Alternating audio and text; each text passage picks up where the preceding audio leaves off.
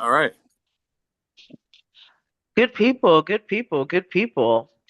It's the latest edition of Commander's Wrap, where you get all your relevant Commanders news and a little opinion too in 15 minutes.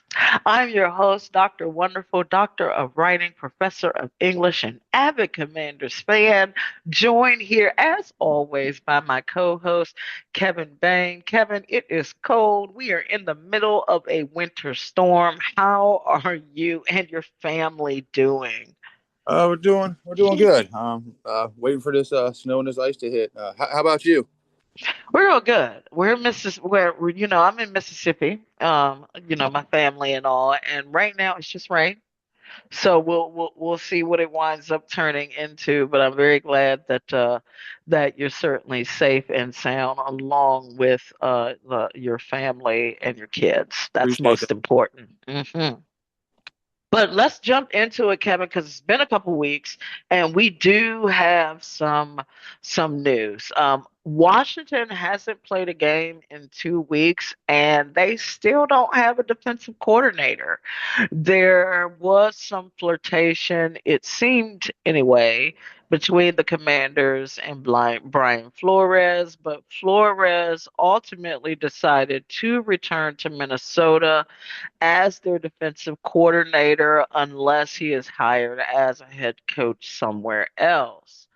I will say that Flores was probably never really a possibility, and Washington has widened their search after initially interviewing Patrick Graham, Joe Cullen, Denard Wilson, Jonathan Gannon, and Carl Scott.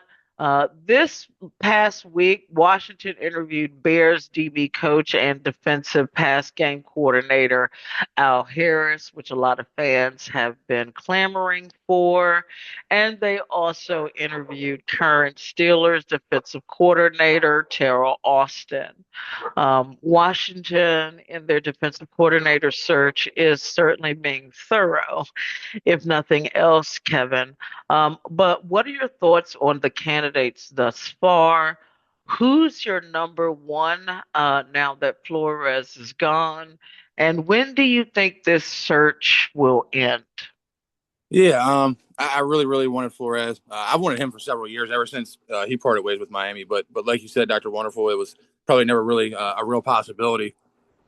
For him, it was either head coach position somewhere, or he was going to return back to Minnesota, and that's exactly what happened.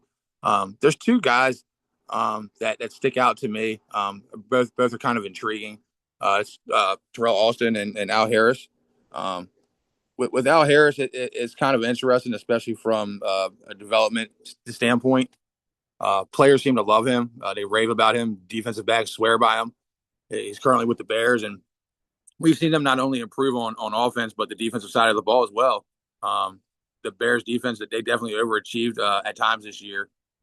This is a coach who has played in the NFL for 14 years, mainly with the Packers and Eagles, and he was a part of some really good defenses. My biggest question is with him is he a ready-made defensive coordinator, for a team that wants to contend immediately, or is it more of just a position coach upgrade?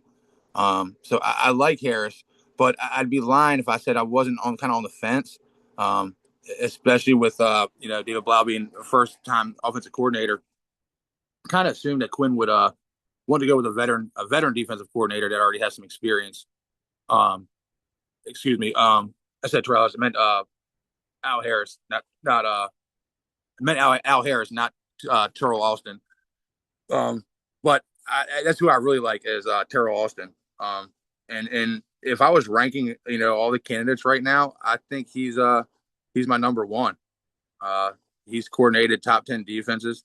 In Pittsburgh, he's shown that he can adapt week to week with elite corner talent, and that matters here. This defense needs structure, it needs communication, it needs a lot of things. Fewer busted coverages, it needs creativity, and we need help all over the place. So a guy like him, I think, can really get the best out of his players.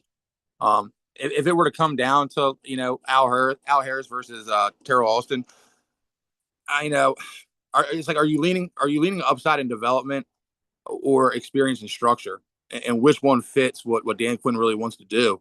Um, so I kind of would go with the experience, and I'd go with Terrell Austin. Um, I just feel like that experience, if he brings that to the table, it's really going to help us. I've liked everything he's done in Pittsburgh, and as far as the decisions being made, yeah, I hope it's soon. I wouldn't be surprised if it was late this week, maybe early next week. Um, I'm really, really, really hoping that it's no later than the Super Bowl. I think it's imperative that it's done by then, so we can start shaping this thing up and having an identity basically. So yeah, fingers crossed that it happens sooner than later. Yeah, yeah, I don't disagree that I would also like it to be done before, if not by the Super Bowl, but it also depends on who they're looking for. If you have to wait for your guy, you have to wait for your guy. I differ from you in this, Kevin. I think it's between Carl Scott and Patrick Graham Mhm. or Joe Cullen. I agree. And I will say this because there are a couple of reasons why people are like, well, why would someone, a defensive coordinator, come to Washington with the suspicion that possibly, and this is just a suspicion, and we want to say that, with a suspicion that Dan Quinn could be a lame duck coach. And so for me, theoretically, this falls into two camps, right? Your new coaches who have never done this before and want to build something and create something. Right. And so that falls into your Cole Scotts, your Al Harrises, so forth and so on. And your coaches who have been around where even if it fails, they're going to wind up going somewhere else and having jobs. Patrick Graham, Joe Cullen, they've been in this league for how long? They're unlikely to say not get jobs elsewhere should Dan Quinn be let go. I would say the same of why you're getting someone young. But it's a young staff member. If it doesn't go well, somebody else will still pick them up. But somebody who has a really solid reputation, Blind Flores, whoever else, for correcting something, if you don't do it, I don't know. Maybe it ruins your reputation, you know what people think of you. This is all theory. Yeah. Right. But this Yeah. is when I think of who would come to a situation where you don't know if the coach is secure. Right. And for me, that just falls into two camps. Hmm. Right. So yeah, I think it's called Scott or Patrick Graham because the more you read up on Patrick Graham and hear about Patrick Graham, it would make some sense. Though I wouldn't be mad at Joe Cullen. They have an impressive defensive line over there in Kansas City. So I certainly wouldn't be opposed to that at all. We're going to move on to our next segment, Kevin, because while Washington is still looking to hire a defensive coordinator, they have been able to assemble much of their offensive staff rather quickly. Um, the Commanders we reported actually 2 weeks ago that the Commanders reported David Blau to offensive coordinator after the Kingsbury departure. And now the Commanders have promoted just this past week. Assistant O line coach Darnell Stapleton is now your new O line coach, and Shane Taub. It was promoted to the assistant O line coach. All three external hires, Blau, Stapleton, and Taub. The only outside hire was QB coach DJ Williams, the former Atlanta QB coach and son of Doug Williams. Yes, that Doug Williams. Kevin, what do you think of these hires as a whole? Um, I actually like the hires a lot, especially in the context of where this team seems to be right now. The promotion of David Blau makes sense. He already knows the system. He's been in the quarterback room. He's been a part of the Jaden Daniels day-to-day development. That continuity matters more than bringing in another outside voice and forcing a big reset. This feels like a move designed to keep the offense steady rather than flashy, and I'm kind of on board with that. Um, the offensive line promotions are smart too. You got Darnell Stapleton, has been in that room, knows the personnel, has the credibility with the players. Promoting Shane Taub underneath him keeps communication clean and avoids the learning curve that comes with a full staff turnover. Um, for a young offense, that kind of stability is pretty important.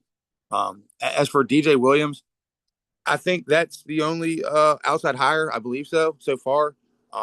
And yeah, I believe that's definitely a targeted one. Yeah, he brings the NFL quarterback coach experience, a fresh perspective. He's coming from a solid offensive environment in Atlanta too. Um, the Doug Williams connection, that's cool, but that's not the reason. I just people might say he got the job because of him, and that might have helped obviously, but the hire stands on its own merit and what he can do, in my opinion. Um, Overall, it feels deliberate, not rushed. Um, Washington chose continuity where it mattered, added outside perspective where it helped, and built an offensive staff that has aligned around development. That's exactly how you should support a young quarterback in Jaden Daniels and kind of avoid unnecessary chaos. Yeah, I don't disagree. And back to Dan Quinn's first year, it was very important for him to have a succession plan, specifically on offense. So when you look at a lot of these hires, that makes sense in track with his thinking. I mean, one comment on the Nepo hire when it comes to DJ Williams, I mean, like this is the NFL. It's a Nepo league, but it's performance based, and it is absolutely absurd and ridiculous for anyone to think that this man, DJ Williams, got this job Yes. just because Doug Williams won us a Super Bowl some Right. 35, almost 40 Yep. years ago. You have got to be kidding me. Yep. That's all I'm going to say on the Nepo hire. Our last segment, Kevin, we're going to talk free agents because you said something interesting to me. We weren't even going to have this segment. You said something so interesting. I was like, we've got to put this in the segment. So it's expected that Washington is going to be aggressive and spend some money heavily in free agency. They are expected to target several areas, one of which is assumed to be wide receiver. Washington is considered a top spot for Ayuk for obvious reasons, but Kevin thinks we should go after George Pickens. Kevin, break down your analysis of both Ayuk and Pickens and tell us why you prefer Pickens over Brandon Ayuk. Yeah, and I'll just start off with nothing against IU. I think he's a good player too. And with Pickens, he doesn't necessarily strike me as like a Dan Quinn type of guy. And however, Dan Quinn needs to win a lot of games, and if Debo is gone, putting Pickens inside of Debo's place there, I'll take that as a huge upgrade. Especially if he can, keep his head on emotionally, and JD stays healthy. I think it'd be a big thing for us. Not saying for sure to go get him, but I am intrigued about it.